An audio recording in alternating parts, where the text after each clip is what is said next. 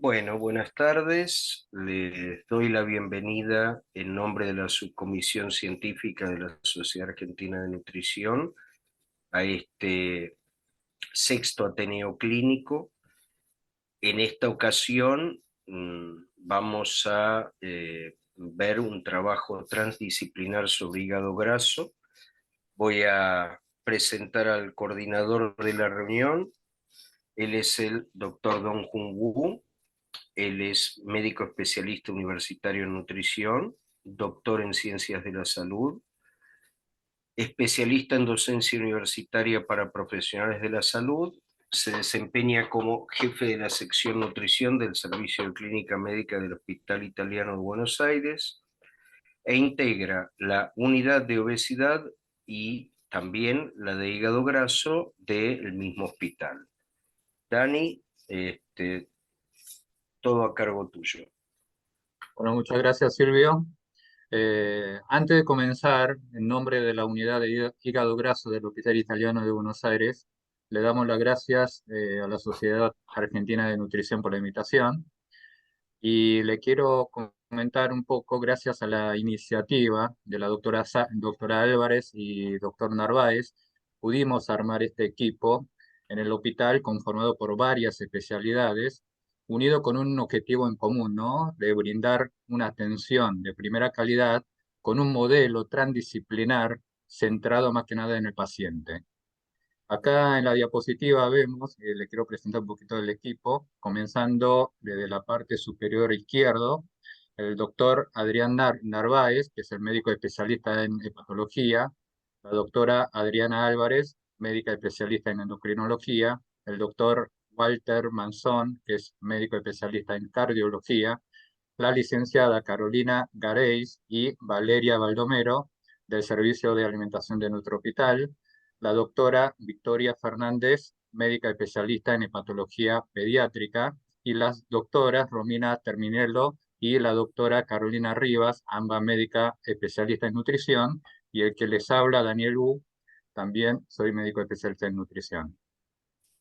Le quiero comentar que la modalidad del Ateneo será de un formato de entrevista a distintas especialidades a raíz de un caso clínico y vamos a tratar de responder distintas inquietudes que son muy comunes que van surgiendo en el campo de práctica habitual en la atención de los pacientes con hígado graso, donde la doctora Carolina Rivas va a ser la presentadora del caso clínico y al mismo tiempo la entrevistadora. También queremos aclarar que nuestro equipo para este Ateneo no tenemos ningún conflicto de interés y, por supuesto, no duden en dejar las preguntas en el chat que vamos a tratar de responder al final del Ateneo, ¿sí? Bueno, sin más preámbulo, comencemos. Bueno, doctora Riva, todo suyo.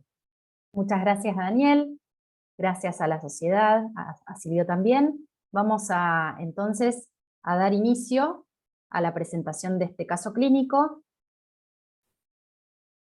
Tiene cierta lentitud internet, quizás vean con retraso las diapos. A ver ahora si puedo ir avanzando.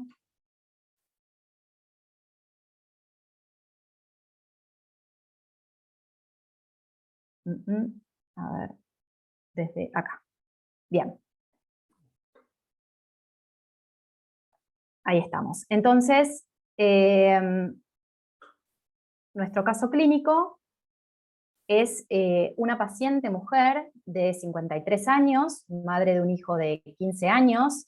Esta paciente nos pregunta, se acerca a la consulta, ya que quiere un descenso de peso, porque tiene, digamos, exceso de peso, la han derivado, también por algunas comorbilidades.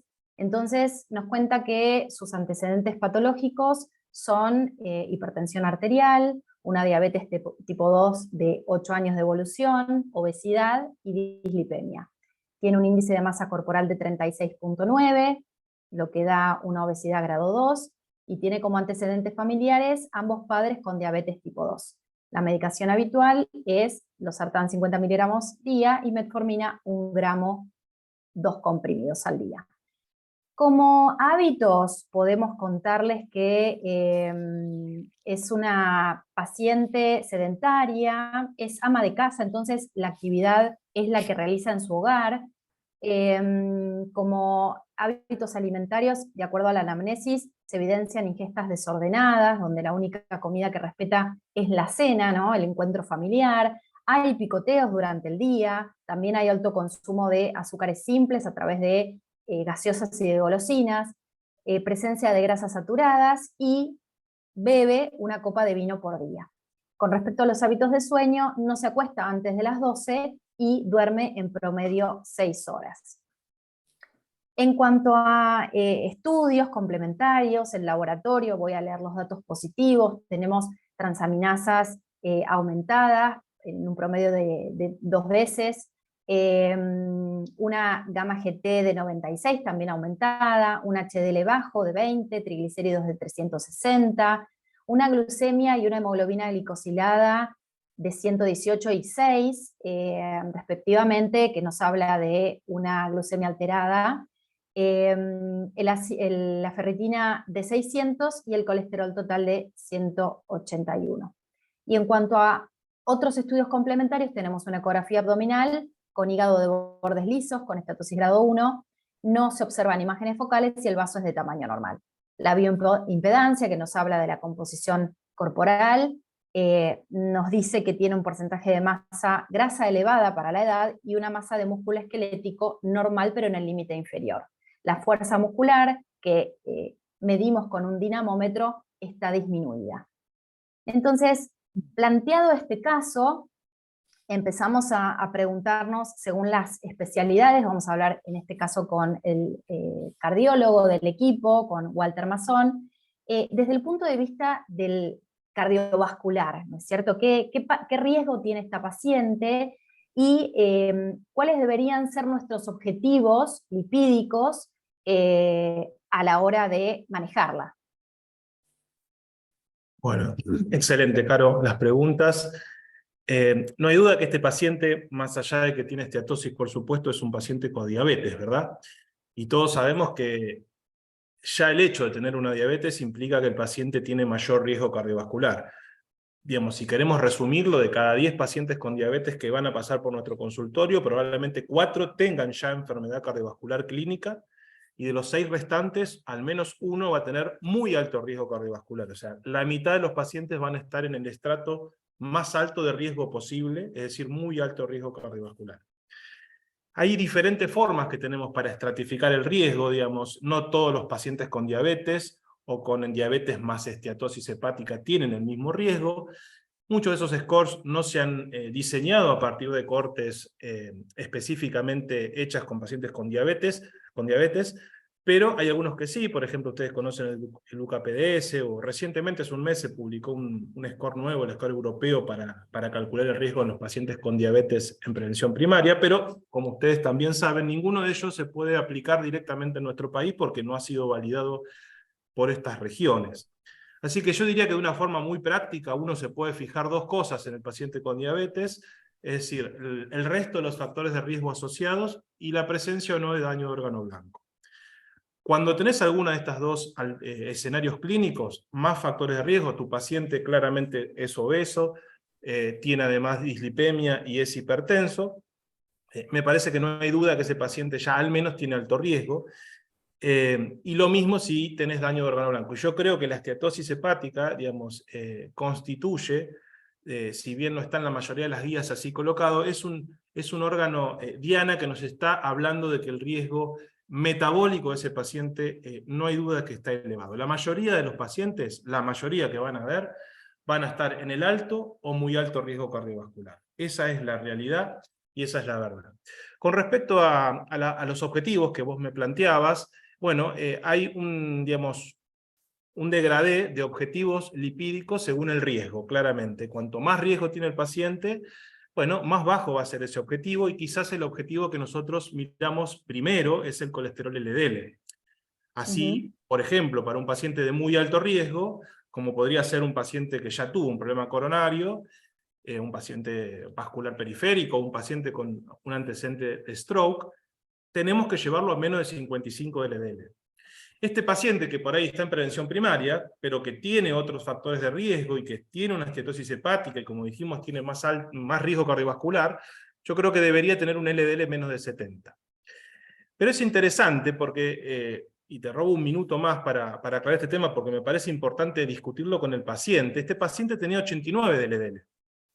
Quizás lo que más se caracterizaba en el perfil lipídico era que tenía triglicéridos altos, tenía, creo, había notado por acá, 360, 370 de triglicéridos y HDL bajo, lo que le da un no HDL alto de 161, ¿bien?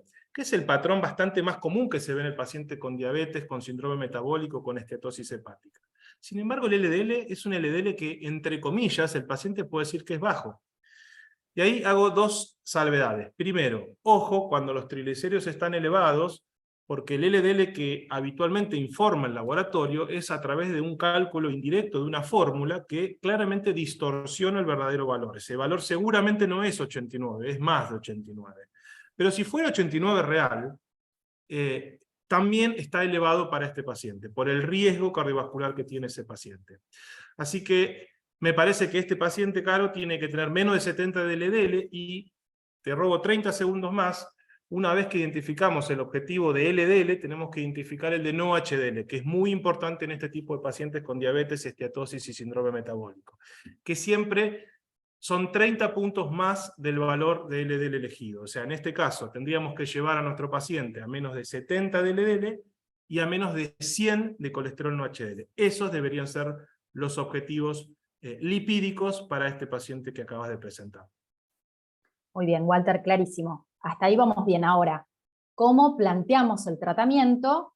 Y me adelanto un poco, si es que vamos a hablar de estatinas, teníamos una paciente con enzimas hepáticas elevadas. ¿Las podemos usar igual? Excelente. Ahí está. Mira, en esta diapo yo te pongo un poquito cuáles serían las drogas de elección para encarar el tratamiento. Lo que queremos nosotros, además de mejorar el perfil lipídico del paciente, es claramente bajar el riesgo cardiovascular, no hay duda. Y las drogas que han demostrado en innumerable cantidad de ensayos clínicos que pueden bajar el riesgo cardiovascular de estos pacientes son las estatinas. Por lo tanto, independientemente de que tengan los triglicéridos elevados, la droga de elección acá es la estatina y fundamentalmente en los de alto y muy alto riesgo, como se puede ver en el panel de la izquierda, las guías aconsejan estatinas de alta intensidad, es decir, las estatinas que sean capaces de bajar al menos un 50% el nivel del LDL. No cualquier estatina y no cualquier dosis, sino, insisto, aquellas estatinas que pudieran bajar el LDL al menos un 50%. Y eso en lo que tenemos cotidianamente en nuestro país, estamos hablando de atorvastatina 40 o 80 miligramos o rosuvastatina 20-40 miligramos. O sea que estamos hablando de una dosis importante. Por lo menos en los de alto y muy alto, y como vimos recién, nuestro paciente lo podríamos categorizar en el alto riesgo, ¿verdad? Porque ya tenía otros factores de riesgo, tenía estetosis, etc. Nos tentaríamos, porque, insisto, tiene triglicéridos elevados, a decir, bueno, ¿y por qué no dar un fibrato? ¿O por qué no dar un comprimido o un purificado de omega 3? ¿No? Porque son drogas por ahí más específicas para los triglicéridos. Y vuelvo a repetir, más allá de que queremos mejorar el perfil lipídico del paciente, lo que queremos, al fin y al cabo, es que ese paciente se infarte menos, tenga menos stroke y finalmente muera menos por enfermedad cardiovascular. Y eso lo han demostrado las estatinas. Por lo tanto, siempre el primer paso tiene que ser las estatinas. Los fibratos no han demostrado reducción de riesgo cardiovascular en pacientes que ya están tratados con estatinas. Veníamos con trabajos neutros o negativos y teníamos mucha esperanza en un gran estudio que se presentó el año pasado, el Prominent, con un nuevo fibrato, que era el PEMA-fibrato, y nuevamente no logró bajar la POVE, no logró bajar la LDL, sí logró bajar los triglicéridos, pero el resultado final del trabajo fue que no hubo protección cardiovascular. Así que con los fibratos seguimos en la misma situación. Priorizar el uso de estatinas, ¿bien? Y los omega 3, podríamos hablar un rato largo, pero no estoy hablando del complemento nutricional que las nutricionistas o los nutricionistas pueden favorecer o darle al paciente, sino estoy hablando de los comprimidos que se comercializan en la industria. Y la verdad es que la mayoría de lo que está dando vuelta, de 1 gramo con una mezcla de DHA y EPA, no ha demostrado beneficio cardiovascular. Lo que ha demostrado fue un extracto especial de EPA purificado de 4 gramos que se ha probado en un estudio grande que se llama Reduce It, y es el único, digamos, omega 3 que podría tener un efecto beneficioso cardiovascular, pero insisto, siempre luego de las estatinas. De hecho, fíjense ustedes que como segunda droga podríamos utilizar, en el caso de alto riesgo, más allá de las estatinas, el ezetimibe, si no alcanza el objetivo de LDL y no HDL, y en el de muy alto riesgo, inclusive las guías ya hablan de una tercera droga, pero fíjense que siempre orientado a la reducción de la LDL y orientado hacia la reducción de las partículas de ApoB. Por ejemplo, los inhibidores de PCSK9, que serían los anticuerpos monoclonales. Pero eso, insisto, en el de muy alto riesgo. En el paciente nuestro, en el que vos acabas de mostrar, creo que deberíamos empezar con estatinas, y con una estatina de una intensidad de alta intensidad, llevarlo a menos de 70 de LDL, y si no alcanza, difícil, porque no es 89, porque seguramente es más, pero si no alcanza, pensar en una segunda droga que sería el ezetimibe. Y finalmente, el último comentario a la pregunta ¿qué pasa si tiene las transaminasas elevadas? De hecho, este paciente las tiene. Este paciente que tiene esteatosis tenía las transaminasas aproximadamente por 2 o por 2,5, y la verdad es que no pasa nada. Nosotros hemos hecho con el servicio de patología en el hospital un metaanálisis sobre qué pasaba en los pacientes que tenían basalmente transaminasas elevadas y se le daban estatinas, sacado de los subgrupos de los grandes ensayos clínicos. Y lo que se vio es que no solamente que no hubo, digamos, efectos adversos hepáticos, o sea, un aumento de las transaminasas en el seguimiento, sino que hubo un beneficio cardiovascular marcado, inclusive más marcado de los pacientes que no tenían transaminasas elevadas. Así que, en principio, uno podría darlas, cuando las transaminasas son elevadas por una esteatosis, no hay problema en dar las estatinas, porque no es una contraindicación. Bien, diferente es la persona que me llega al consultorio por primera vez con transaminasas muy elevadas, fundamentalmente más de 3 veces el valor normal, y no sabemos el motivo. Entonces, yo en lo personal lo que hago es, bueno, a evaluarlo por la gente de clínica médica, la gente de patología, para que llevar un diagnóstico.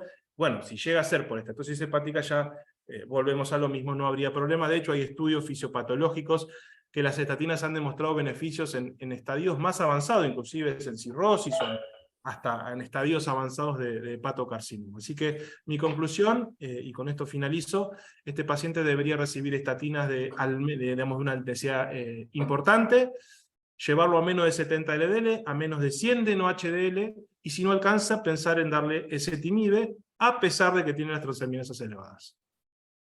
Excelente, Walter, clarísimo. Así que ahora nos vamos a ir a buscar al médico especialista en hepatología, Adrián Narváez, nos va a contar, te voy a preguntar, desde el punto de tu especialidad, ¿cómo medís, cómo buscas el riesgo de esta paciente?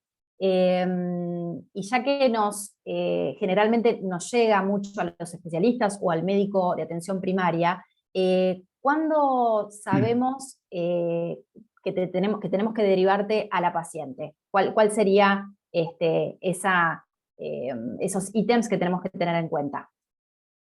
Bueno, muchísimas gracias, Carolina.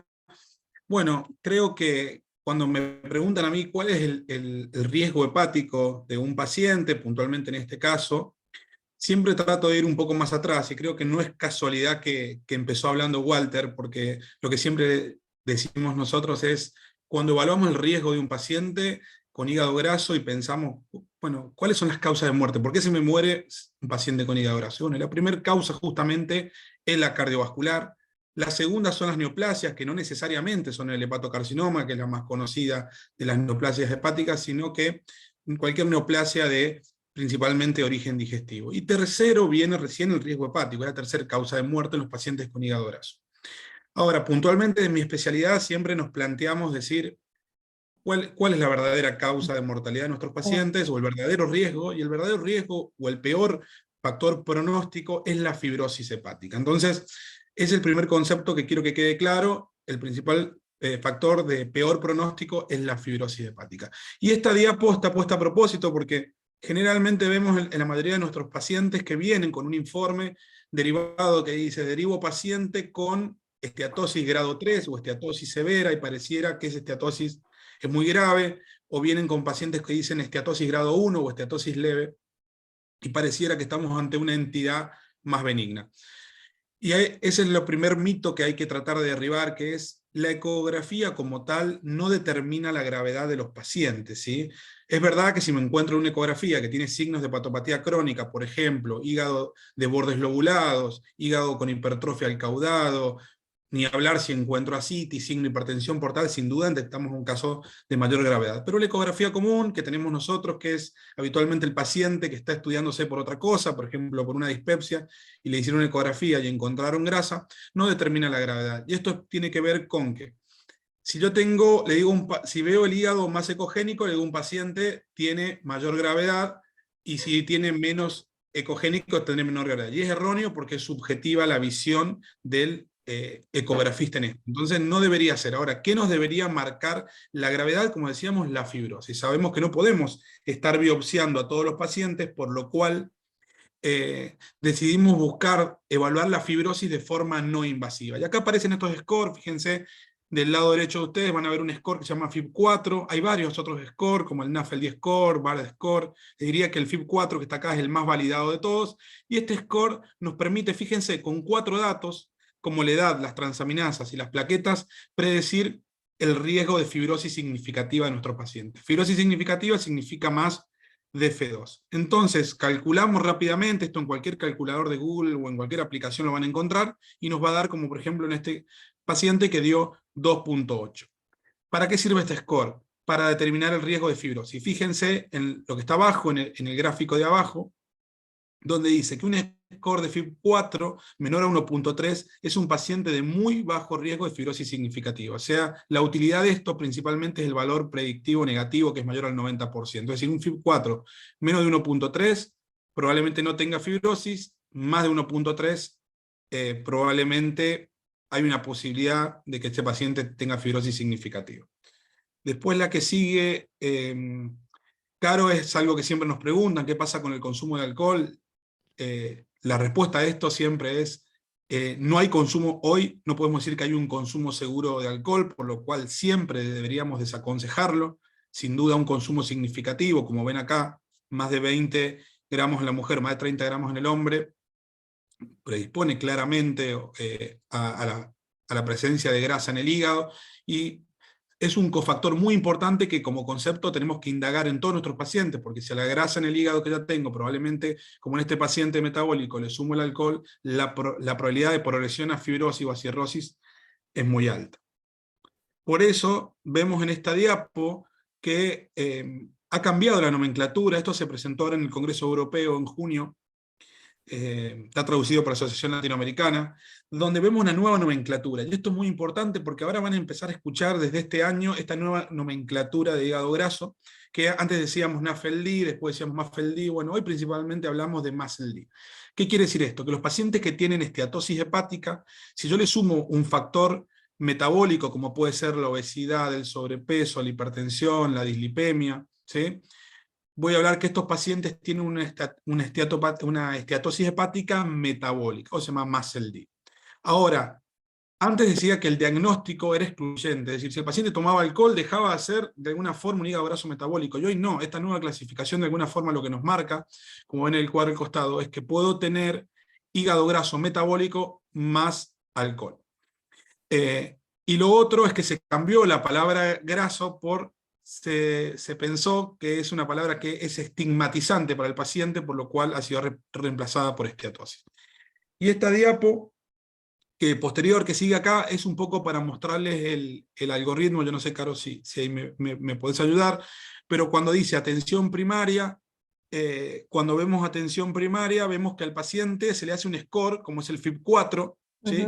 Ahí donde dice marcador serológico, fibrosis, y el primer gesto que deberían tener cualquiera de ustedes que ven pacientes en atención primaria de hígado graso, seamos clínicos, cardiólogos, endocrinólogos, la especialidad que hagamos, deberíamos hacer el FIB4. Y el FIB4 nos va a clasificar rápidamente a los pacientes de bajo riesgo para fibrosis, que son los que tienen menos de 1.3 de score, o de intermedio o alto riesgo si tienen más de 1.3. Entonces acá respondo una de las preguntas que me hacían es, ¿qué paciente derivo de patología? Debería derivar a aquellos pacientes que hagan un score de FIB4 y el score es mayor 1.3. Simplemente para contarles un poco qué hacemos, un poco más allá de esto nosotros, es buscamos cuando los pacientes tienen un score de más de 1.3, hacemos un fibroscan, o sea, una elastografía hepática, que es un método con imagen, para tratar de confirmar o no si el paciente tiene fibrosis.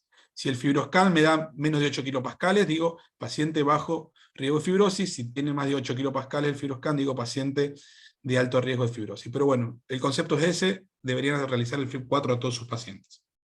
Bien. Y pensando en que esta paciente tiene diabetes, ¿no?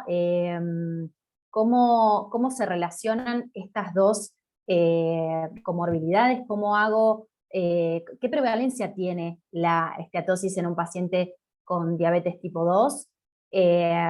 ¿Y cómo impacta, ¿no?, en el tratamiento? Bien, bueno, es muy buena la pregunta. Siempre estos pacientes los discutimos con Adriana Álvarez, la diabetóloga de la unidad de hígado graso. Bueno, justo hoy le coincidía que son las jornadas, están asistiendo a las jornadas nacionales de diabetes, y siempre charlamos estos pacientes y decimos la alta prevalencia, ¿no? 7 de cada 10 pacientes con diabetes tienen hígado graso, el 70% de los diabéticos tienen hígado graso. Y obviamente que los pacientes que tienen hígado graso tienen 2 a 3 veces más probabilidad de desarrollar diabetes, o sea que permanentemente estamos viendo en forma asociada a estas dos enfermedades, ¿no? El hígado graso y la diabetes. Y lo que siempre les digo, no es que solo que el paciente con hígado graso tiene más posibilidad de tener diabetes, o el paciente con diabetes tiene más posibilidad de tener hígado graso, sino que el paciente que tiene diabetes, que tiene hígado graso, tiene más riesgo de evolución hacia la fibrosis y la cirrosis que la población general. Y es aquí donde radica la importancia de que todos los pacientes que tienen hígado graso deberían evaluarse para diabetes, y los pacientes que tienen diabetes deberían hacerse screening para hígado graso. Y en la que sigue, bueno, es un poco esto, recordarles que el screening no se hace de hígado graso en la población general. Hoy no hay un estudio de costo-efectividad que diga que tenemos que hacerle a toda la población en ecografía, pero sí los pacientes que tienen justamente lo que estamos hablando, diabetes, síndrome metabólico, estos pacientes son de alto riesgo para fibrosis hepática, por lo cual está indicado el screening. Es decir, que a cada paciente que vemos en nuestro consultorio con diabetes deberíamos pedirle como screening una ecografía. Bien, clarísimo, Adrián. Gracias. Entonces ahora con tu diagnóstico nos vamos a ir a alimentación y les vamos a preguntar a Valeria Baldomero y a Carolina Gareis cuál es el objetivo, ¿no?, del tratamiento en esta paciente y con qué plan alimentario y nutricional la voy a acompañar. Bueno, Caro, un poco la idea con esta paciente, no hay dudas que tenemos que hacer cambios en el estilo de vida y cambios en los hábitos alimentarios. Nos contaba que tenía, obviamente, que consumía solamente una sola comida al día, que hacía muchos picoteos, que se notaba que tenía como una alimentación con mucha cantidad de ultraprocesados, y obviamente tenemos que actuar sobre eso, y también sobre otra parte del estilo de vida que tiene que ver también con el sueño, con las horas de sueño, con mejorar toda esta parte y la actividad física, ¿no? Sin duda tendríamos que plantearle una pérdida de peso por lo menos del 10%, teniendo en cuenta que esta paciente tiene un FIB4 elevado y probablemente pueda tener grados de inflamación o de fibrosis. Entonces esta pérdida de peso es la que está asociada de alguna forma con la reducción de grasa intrahepática, necroinflamación y ciertos grados de fibrosis. Y también hacer una buena anamnesis alimentaria. Nosotros tratamos de partir de qué es lo que come el paciente, en este caso la paciente, y ver, no podemos hacer cambios muy radicales, sino que tratar de ver cómo podemos reducir, por lo menos de lo que consume la paciente, entre 500 a 1000 calorías, ¿sí? Todos estos cambios un poco para mejorar la grasa intrahepática y las enzimas hepáticas. Pero también tratamos yo creo que hay una cosa importante, pues sabemos que es muy difícil a veces que los pacientes lleguen al objetivo de pérdida de peso, y explicarles también, porque los pacientes un poco se frustran también, de la importancia que tienen los cambios de hábitos, más allá de la pérdida de peso, y esto se ve porque sabemos que las dietas occidentalizadas que tienen alta cantidad de grasas, de azúcares refinados, de grasas saturadas, digo, ¿no? van a producir, por un lado, van a ser la causa de la esteatosis hepática, y por otro lado también ver a la alimentación más allá de la ingesta calórica y también su efecto sobre la inflamación, ¿no? También la dieta occidentalizada va a producir una alteración en la diversidad de las bacterias de la microbiota. Esto va a producir generalmente menor producción de butirato, de ácidos grasos de cadena corta, y también menor producción o mayor degradación del moco intestinal, y esto aumenta la permeabilidad intestinal, aumenta el riesgo de translocación bacteriana y de pasaje de toxinas y el riesgo de inflamación sistémica general. Y también, por otro lado, también la fructosa en sí, más allá de la ingesta calórica, como la fructosa o el jarabe de maíz de alta fructosa utilizado en los industrializados, como directamente afecta, independientemente de la ingesta calórica, el aumento de la grasa intrahepática y obviamente la sensibilidad a la insulina. Así que creo que también alentar a los pacientes a cambiar los hábitos, ¿no? Y cuando se pregunta qué tipo de alimentación se recomienda, se probaron distintos tipos de dietas, bajas en grasas, altas en hidratos de carbono, diferentes, pero hoy en día, por ser la más estudiada de alguna forma, no solamente en la esteatosis, sino en la enfermedad cardiovascular, en el síndrome metabólico, en la obesidad y en la diabetes, todas las asociaciones recomiendan un plan de alimentación de tipo mediterráneo, porque ahora hay un review que se publicó ahora en 2022, un metaanálisis, donde muestra de alguna forma que la dieta mediterránea produce una reducción de las enzimas hepáticas del fatty liver index, de la grasa intrahepática en forma significativa, y que hay una relación dosis-respuesta entre el grado de restricción calórica y los efectos beneficiosos sobre la función hepática y la pérdida de peso, siempre teniendo en cuenta que los estudios son bastante heterogéneos, siempre con las cosas, con las dietas son complicadas a veces la realización de los estudios, y que falta evaluar muchas veces la aceptabilidad de este tipo de dieta y el mantenimiento más allá del año. El plan de alimentación que nosotros vamos a recomendar siempre a nuestros pacientes, obviamente nos vamos a tratar de adaptar a su situación socioeconómica, sociocultural, y obviamente tratar de llevar a un patrón mediterráneo, o sea, no vamos a poder cumplir exactamente. En Argentina nosotros no consumimos mucho pescado, ni muchas, entonces obviamente es un poco más difícil, pero fundamentalmente la idea de la dieta o del patrón mediterráneo es tratar de mejorar el perfil de grasas, bajando la relación de omega 6, omega 3, o sea, tratando de aumentar más los pescados o las semillas, por ejemplo, de chía, de lino, que tienen más cantidad de omega 3, y disminuir los aceites de girasol, de maíz, o sea, en bajarlas, y aumentar el consumo de omega 9, que son el aceite de oliva. También las semillas y, como decía, y los frutos secos, también aumentarlos como para aumentar este tipo de grasas. Aumentar la fibra, los polifenoles también que benefician, legumbres y cereales de tipo integrales, bajar las carnes magras, utilizar carnes magras y menor carne roja. También se ha visto algunos beneficios del uso del café, independientemente de la cafeína y su efecto sobre la fibrosis, y obviamente bajar el jarabe de maíz de alta fructosa y los ultraprocesados, y obviamente las grasas saturadas, ¿sí? En relación a la evaluación nutricional, Caro nos va a contar un poquito. Hola, ¿cómo están? Bueno, al hablar un poco de lo que es la evaluación nutricional del paciente, no solamente tenemos en cuenta el peso corporal, sino cómo está constituido ese peso, ¿sí? Mediante bioimpedancia podemos observar que este paciente tiene la masa grasa aumentada, tiene una masa musculoesquelética que, si bien no está disminuida, podemos interpretar que está en el borde inferior de normalidad, ¿sí? Que ahora vamos a hablar un poquitito de esta relación negativa, ¿sí?, entre masa grasa aumentada, ¿sí?, y masa muscular, que va a ser uno de los puntos importantes a la hora de implementar el tratamiento nutricional de este paciente. También no solamente vemos el exceso de masa grasa, sino también la localización de la misma, ¿sí?, ya que la localización de esta va a ser importante a la hora de evaluar los riesgos cardiometabólicos que la misma puede aparecer en la paciente, ¿sí? Como vemos con las comorbilidades que la misma tiene, ¿sí? ¿Cómo vemos esto con el diámetro sagital? ¿Sí? El diámetro sagital es un parámetro muy fácil de medir que nos puede orientar, ¿sí?, sobre la localización de la masa grasa, y en este caso sobre la localización de la masa visceroabdominal, ¿sí? En este caso, el diámetro sagital está aumentado en esta paciente, con lo cual nos orienta, ¿sí?, sobre esta localización, y obviamente nos posiciona un poquitito más en la evaluación nutricional. Pasamos acá. Yendo entonces ahora un poco a lo que es la masa muscular esquelética, si bien no podemos hablar de sarcopenia, ¿no? Porque la sarcopenia justamente se diagnostica con la pérdida de masa muscular y su función, ¿sí? Pero al hacerle la dinamometría nos da que tiene una fuerza muscular disminuida, ¿sí? Esto nos tiene que llamar la atención porque podemos estar en presencia de una futura sarcopenia, ¿sí? Con lo cual las medidas dietoterápicas y las recomendaciones sobre actividad física en esta paciente van a ser muy importantes a la hora de implementar el plan. Pasamos.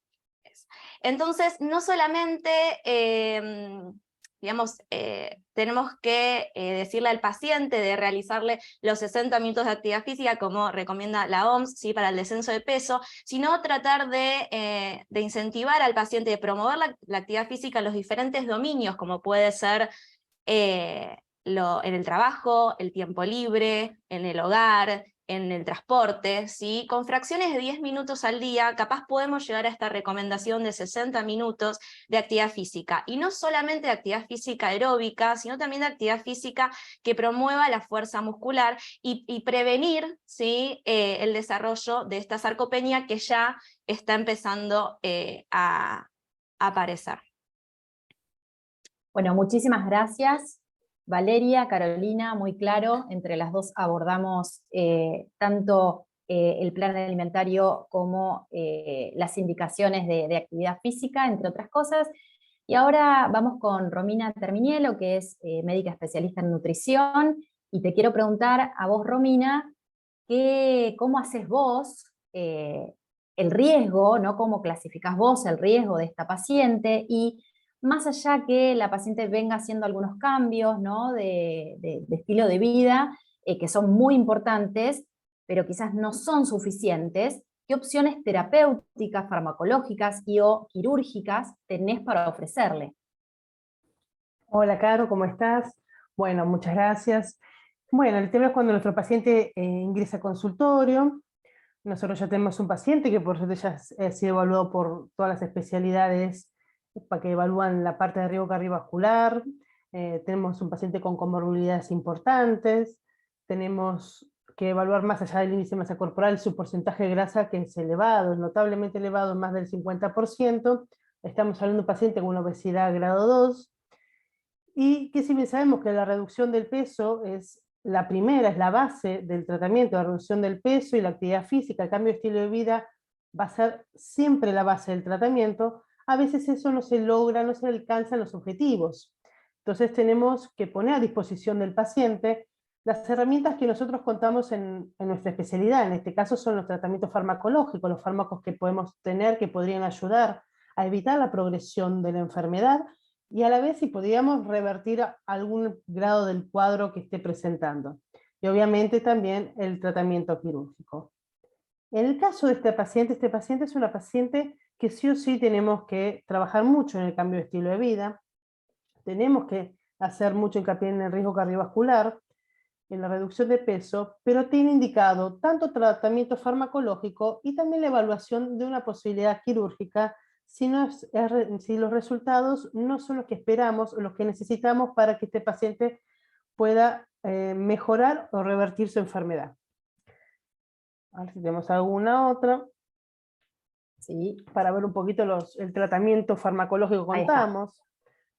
Ahí estamos. Bueno, no hay medicación que sea específica para la esteatosis hepática, o sea, no hay nada que impacte directamente sobre la enfermedad, pero sí sabemos que aquellos medicamentos que están aprobados para diabetes causan, por el hecho de la mejoría metabólica, un impacto directamente en la progresión de la enfermedad. En especial los nuevos medicamentos, estos análogos GLP-1, los inhibidores LGT2 y la pioglitazona, que si bien no está nueva, demostraron bastantes beneficios. La liraglutide, que todas las conocemos, la Saxenda o Victoza, que es una medicación que será inyectable, que es para descenso de peso y diabetes, que se usa para las dos cosas, en forma diaria, demostró evitar la progresión de enfermedad.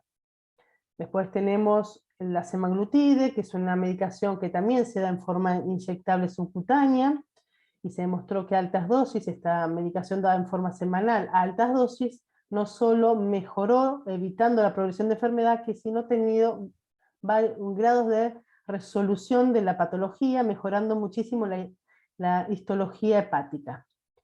En cuanto a los inhibidores, el EGT2 aún están en estudio, pero realmente podría tener resultados que hasta el momento, lo que están dando los preliminares, podrían ser medicamentos que podrían tener una utilidad bastante importante también en cuanto a la histología hepática. Y bueno, la pioglitazona, que todos sabemos que el beneficio que tiene no solamente sobre diabetes, en pacientes con diabetes, sin diabetes, y en pacientes que tengan algún riesgo cardiovascular, y a la vez su función a nivel del manejo en cuanto a la grasa visceral, ayudar a la remoción hacia la grasa subcutánea. Después, como sabemos que esto se relaciona mucho con el descenso de peso, cualquier medicamento que nos ayude al descenso de peso, obviamente está indicada. Acá tenemos, bueno, la liraglutide, la semaglutide, tenemos la combinación naltrexona bupropion, que es el Naltreva, y algunos que lo tenemos en el país, como la fentermina, topiramato y lorcaseína, que también podría ser una opción importante. Ahora si pasamos a la de cirugía bariátrica, el tema es que sabemos que aunque uno pida el 10% del descenso de peso, el cambio de estilo de vida, a veces los objetivos no son tan fáciles de alcanzar. En esta paciente tenemos una paciente con un índice de masa corporal de 36, así que podemos considerar la cirugía bariátrica como una opción terapéutica, es una opción válida. Si podemos pasar a la otra, sí, solamente va a estar. Es una opción potencial, sabemos que el descenso de peso, el impacto no solo es sobre la esteatosis hepática, sino va a mejorar muchísimo su estado en su patología en diabetes, el riesgo cardiovascular, va a mejorar mucho su sobrevida. Entonces, es una indicación que es importante tener en cuenta cuando al paciente le podemos ofrecer los tratamientos que puedan mejorar su cuadro. Se demostró que la cirugía bariátrica mejora la histología hepática, en especial durante el primer año posquirúrgico, pudiendo ya entrar a una meseta entre el primero y el quinto año. Es un procedimiento seguro, en especial en aquellos pacientes que no tienen ninguna complicación de su enfermedad, aún en pacientes con cirrosis, y en los pacientes donde su patología ya está un poco más avanzada, siempre se realiza bajo el seguimiento del especialista, del hepatólogo, ¿sí? Y la indicación se hace en estos equipos interdisciplinarios. Pero definitivamente es una herramienta válida y es una herramienta que hay que tener en cuenta cuando abordamos a nuestros pacientes con este tipo de patología, y que a la vez se les suman las comorbilidades como la obesidad y la diabetes y otros riesgos más. Bien, excelente. Romina, te agradezco, y no sé si habrán prestado atención, cuando inicié el caso, nombré que la paciente tenía un hijo de 15 años, y aprovechando que tenemos una médica especialista en hepatología pediátrica, Victoria Fernández, buenas tardes Victoria, te quería preguntar a vos, ¿cuáles son los factores que te llaman la atención para comenzar con un screening de esteatosis hepática en este adolescente, y cuáles son los métodos diagnósticos y eventualmente el tratamiento que podríamos ofrecerle? Bueno, muchas gracias, Carolina. Sí, la verdad que es muy interesante, digamos, todo lo que ustedes plantean desde el adulto, reconocer que esta madre que vive en este contexto, con todos estos hábitos que probablemente sean los mismos que se transmite a su hijo, ¿sí? Tiene un hijo de 15 años, y que ya de por sí, si uno evalúa los factores de riesgo que tiene este paciente para poder desarrollar esteatosis hepática, de que ya el solo hecho de tener una madre con antecedentes de diabetes y obesidad ya es un factor de riesgo. Entonces aprovecho este espacio, que si bien es de adultos, para que por ahí no perdamos esta oportunidad de pesquisar en un interrogatorio, en una paciente que tiene todos estos antecedentes, que si tiene hijos, cuáles son algunas de las características de los hijos, o tener, si tiene controles pediátricos frecuentes y demás, para no perder esta oportunidad de poder pesquisar este paciente y empezar a cuidarlo desde periodos más tempranos, ¿sí? Obviamente que un paciente que tiene en la edad pediátrica, que tiene sobrepeso o obesidad, que presenta apneas del sueño, porque se sabe que la alteración del ciclo sueño-vigilia favorece el desarrollo de esteatosis hepática, que sea diabético de por sí o que tenga insulinoresistencia, el factor familiar. De hecho, esta paciente ya tenía sus padres, uno de sus padres era diabético, ¿sí? Y ya ser mayor de 10 años lo pone en la característica de ser un paciente con factores de riesgo, por lo cual justifica hacer un seguimiento más cercano de este niño. Si pasamos a la siguiente, podemos ver en cuanto a cómo estudiamos a un paciente con hígado graso. Y acá surgen distintas controversias en pediatría, ¿sí? Por un lado, la Sociedad Norteamericana de Pediatría, Gastroenterología, Hepatología y Nutrición sugiere hacer un screening en todos los pacientes que presentan estos factores de riesgo mediante la utilización de la ALT, ¿sí? Teniendo valores de corte más bajos, poniendo 22 para las niñas y 26 para los niños, lo cual uno sabe que es si bien, o sea, es económico y es accesible, es muy limitado porque hay muchos pacientes con esteatosis que cursan con valores de ALT normales y que no siempre son representativos. Obviamente que si uno tiene un valor aumentado, más de 80 y demás, es una pauta de alarma. Pero hay muchos chicos que cursan con valores normales, ¿sí? O un ligero aumento, lo cual no los excluye de que presenten hígado graso. Otra de las opciones que tenemos es la ecografía, ¿sí? Que tampoco está a nivel guía definida como un método de screening, pero la realidad es que es un método accesible. Sí tenemos la cuestión de que es operador dependiente y la limitación de que por ahí los casos de esteatosis leve pueden pasar desapercibidos. Sí, es un muy buen estudio, por ahí cuando ya tenemos una esteatosis más de moderada, severa, pero por ahí en aquellos pacientes con un grado de esteatosis leve puede pasar desapercibido.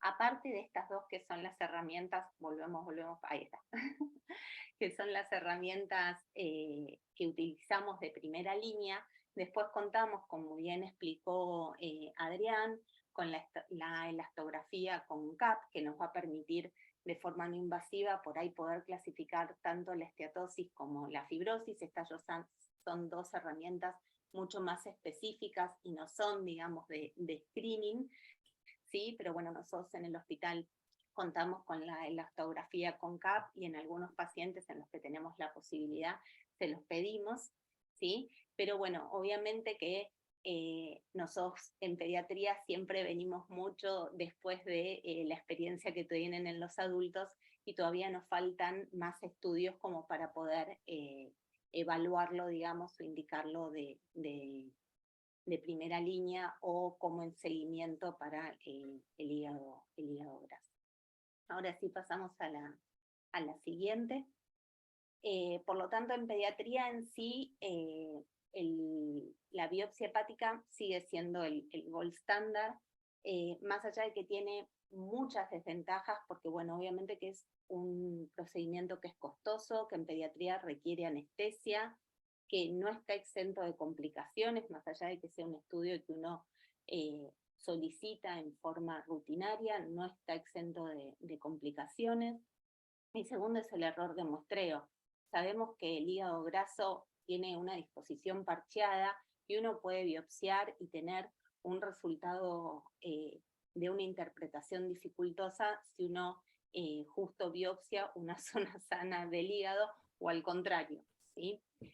La realidad es que se está haciendo todo el esfuerzo para poder sacar, digamos, a que la biopsia por todas estas cosas no sea la primera herramienta, y se crearon y se están buscando múltiples scores. Nosotros, lamentablemente, todas las extrapolaciones que se trataron de hacer de los scores de adultos no tuvieron los resultados esperados en la población pediátrica, porque recordemos que si bien los niños no son adultos chicos, digamos, jóvenes, ¿sí?, sino que tienen otro metabolismo, tienen otra forma de desarrollo, y de hecho aspectológicamente tienen otro tipo de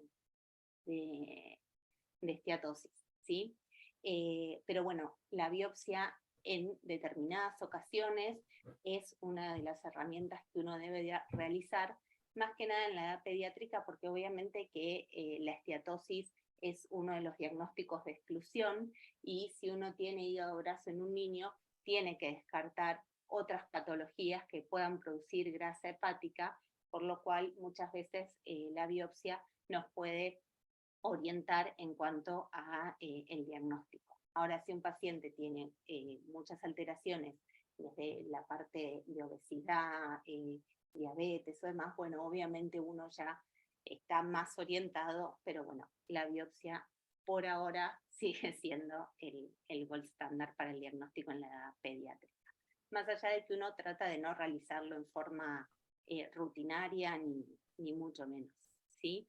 En cuanto al tratamiento, como bien dijo Romina, no tenemos una medicación, que nos vendría bárbaro, digamos, poder tener una medicación que nos ayude, porque sí tenemos dos pilares fundamentales, como bien nombraron mis colegas, que es la actividad física, ¿sí?, y el cambio, digamos, a una alimentación saludable.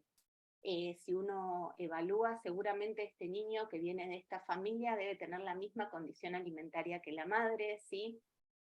Y hay muchas veces a nivel familiar, hay una percepción poco relacionada a que la obesidad es una enfermedad, digamos, ¿sí? Entonces es como, está naturalizado que haya sobrepeso o obesidad en la familia.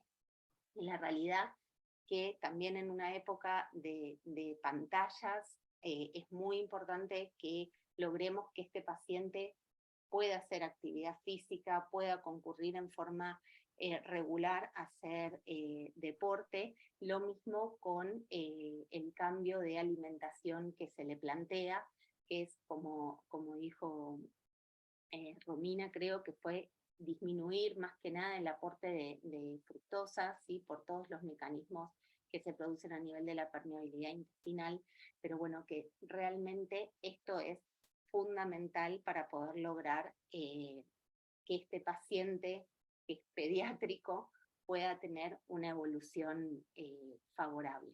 También sabemos que en pediatría el éxito de sostener la dieta, digamos, el cambio de alimentación y la actividad física es a 2 años es menor del 10%, ¿sí? Por lo cual es muy difícil sostener con estas dos herramientas el éxito del tratamiento en forma prolongada.